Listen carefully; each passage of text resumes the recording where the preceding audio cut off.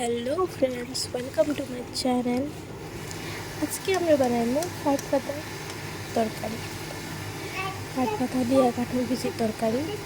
তো দেখো, আমরা পাট পাতাটিকে সুন্দর করে ধুইয়া আমরা পাতাটিকে ছাড়িয়ে নিলাম। তারপরে কাঁঠাল বিচিটিকে সিদ্ধ করলাম।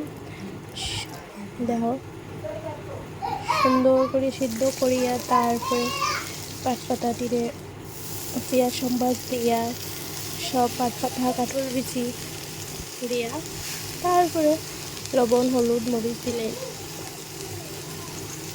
দেখো কি সুন্দর লাগে, সবুজ সবুজ তরকারি। তোমরা কেউ ট্রাই করছো নি? দেখিও, যদি করো না দেখিও, এরকম ট্রাই করিয়া দেখিও, খুব ভালো লাগে। এটা হলো পাট পাতার তরকারি। এরপরে তো হলদি মরিচ জিরা অল্প অল্প অল্প পরিমাণ মতো দিলাইলা।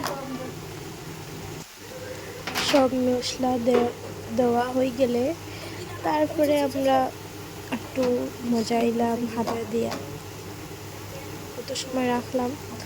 মজবার পরে একটু জল দিয়ে, ওই দেখো তোমার দাদার হাতা হয়তো ভালাই দিলে কিতা করো, রান্ধই না তরুয়াল মারো, কিছু বোঝা যায় না। তে মজি গেলে একটু জল দিলাইলা,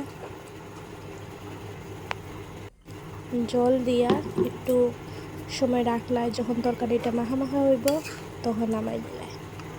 দেখিও, ট্রাই করিও।